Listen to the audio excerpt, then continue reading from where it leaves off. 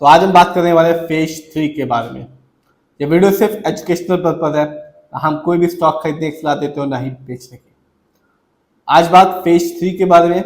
आज के दिन इस कंपनी ने एक अच्छा खासा रिटर्न निकाल के दिया। इसके दो रीजन हैं। एक तो आशीष कचौलिया जिनकी इस कंपनी में अच्छी खासी होल्डिंग है, जबकि दूसरा कंपनी को लग रहा है कि इंडिया और यूएस के बीच में जल्दी ही ट्रेड एग्रीमेंट हो जाएगा। इसकी वजह से आज इस कंपनी ने अपने शेयर होल्डर्स को एक अच्छा खासा रिटर्न दिया। बात करें फेज 3 के बारे में। ये कंपनी मैन्युफैक्चरिंग में है, एक्सपोर्टर है होम टेक्सटाइल की। और आज के दिन यदि आप देखेंगे तो इस कंपनी का जो शेयर प्राइस है वो है 546 रुपीज 95 पैसे का। और आज इस कंपनी का रिटर्न शानदार ही कहा जाएगा, 7.35% का। पहले ही बता चुका हूँ, दो रीजन थे। एक आशीष कचौलिया जिनकी इस कंपनी में 5.42% की हिस्सेदारी है, जबकि दूसरा कंपनी को लग रहा है कि इंडिया और यूएस के बीच में ट्रेड एग्रीमेंट जल्दी ही हो जाएगा। इसकी वजह से एक अच्छा रिटर्न निकाल के दिया सिर्फ आज के दिन में। बात करें लॉन्ग टर्म की, मैं हमेशा कहता हूँ कि आप जिस भी कंपनी में अपना पैसा लगाएं, लॉन्ग टर्म रिटर्न को जरूर देखें। 1 साल, 3 साल और 5 साल को, तभी अपने पैसे को इन्वेस्ट करें। बात करें इस कंपनी के बारे में, यानी फेज 3 के बारे में, तो 1 साल में अच्छा रिटर्न कहा जाएगा 38.43% का, क्योंकि जो मार्केट था वो अधिकतर समय डाउन ही था। अच्छी कंपनी ने निराश किया था अपने शेयर होल्डर्स को, लेकिन इस कंपनी ने ऐसा बिल्कुल भी नहीं किया। इस कंपनी का 1 साल में रिटर्न रहा 38.43% का, यानी 1 साल पहले इस कंपनी का जो शेयर प्राइस था वो था 387 रुपीज 30 पैसे का, तो आज के दिन मिल रहा है 546 रुपीज 95 पैसे का।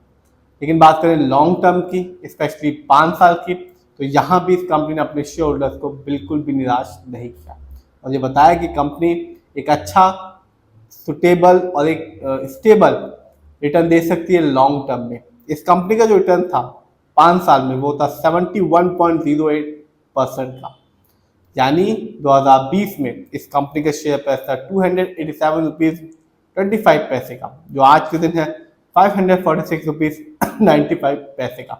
तो आप समझ सकते हैं कि कंपनी ने 5 साल में अपने शेयर होल्डर्स को एक अच्छा बेनिफिट निकाल के दिया। 287 का शेयर प्राइस था 2020 में, 2025 में है 546 रुपीज का। तो आज कंपनी का शेयर प्राइस साल दर साल बढ़ता जा रहा है। स्टॉक के परफॉर्मेंस को देखते हैं तो 1 साल में इस कंपनी का जो हाईएस्ट शेयर प्राइस गया वो था 747 रुपीज 95 पैसे, जबकि 1 साल में इस कंपनी का जो लो शेयर प्राइस आया वो था 317 रुपीज 75 पैसे। बात करें इस कंपनी के फंडामेंटल्स की, तो आप देख सकते हैं कंपनी का जो मार्केट कैप है वो है 1239 करोड़ का। ये कंपनी स्मॉल कैप की कंपनी है, क्योंकि इस कंपनी का मार्केट कैप 5000 करोड़ के नीचे का है। पीबी रेशियो, इस कंपनी का जो पीबी रेशियो 3.31 है। शेयर मार्केट में एक अच्छा पीबी रेशियो कहलाता है 1 या तो बिलो 3। इंडस्ट्री पी को देखूं तो कंपनी का इंडस्ट्री पी है 33.15, अच्छा खासा है, क्योंकि शेयर मार्केट में एक अच्छा इंडस्ट्री पी होता है 20 से लेकर 25 के बीच में। इंडस्ट्री पी ये बस बताता है कि कंपनी का स्टॉक मार्केट में कैसा परफॉर्म कर रहा है, क्या वो अंडर वैल्यूड तो नहीं, क्या वो ओवर वैल्यूड तो नहीं, क्या वो बहुत ज़्यादा सस्ता तो नहीं है, क्या वो बहुत ज़्यादा महंगा तो नहीं है। डेट टू इक्विटी यानी कि लोन कर्ज, इस कंपनी पर लोन कर्ज ना के बराबर है, जो कि है 0.55 का। आरओई कम है इस कंपनी का, जो कि है 7.94% का, क्योंकि शेयर मार्केट में एक अच्छा आरओई किसी भी कंपनी का कहलाता है 15% से लेकर 20% के बीच में। जब भी फंडामेंटल्स आप देखें किसी कंपनी के, तो आरओई जरूर देखें।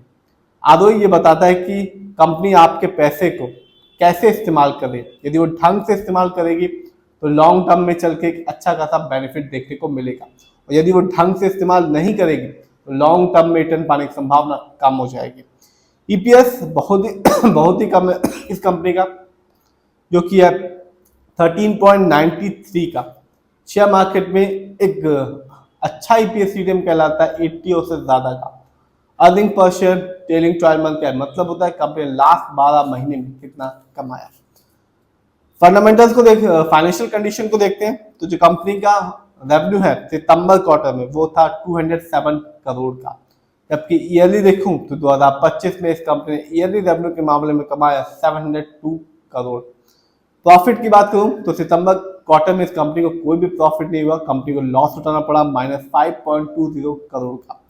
जबकि 2025 में इस कंपनी का जो प्रॉफिट रहा वो था 40.66 करोड़ का। नेटवर्थ, कंपनी का नेटवर्थ 2024 की तुलना में 2025 में बढ़ गया।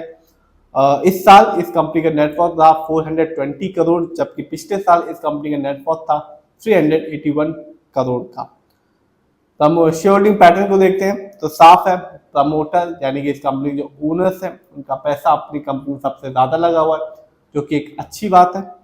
प्रमोटर की होल्डिंग है 57.95% की, जबकि रिटेलर्स यानी कि हम लोग का पैसा इस कंपनी में लगा हुआ है 41.07% का।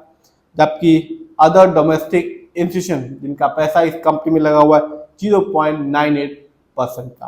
तो आप देख सकते हैं कि कंपनी ने एक साल में एक अच्छा खासा रिटर्न निकाल के दिया 38% का। और कंपनी में आशीष कचौलिया जो दिग्गज इन्वेस्टर हैं उनकी भी एक अच्छी खासी होल्डिंग है, हिस्सेदारी है 5.42% की। और कंपनी को उम्मीद है कि जल्दी ही इंडिया और यूएस के बीच में ट्रेड एग्रीमेंट हो जाएगा और एक अच्छा खासा बेनिफिट देखने को मिलेगा कंपनी को भी और जिन्होंने इस कंपनी में पैसा लगाया उनको भी। और आज के दिन भी इस कंपनी का रिटर्न शानदार ही कहा जाएगा, 7.35% का रिटर्न निकाल के दिया एक दिन में। फिर भी आप जिस भी कंपनी के शेयर को खरीदें खुद रिसर्च करें, एनालाइज करें, अपने फाइनेंशियल एडवाइजर की राय लें, तभी अपने पैसे को शेयर मार्केट में लगाएं।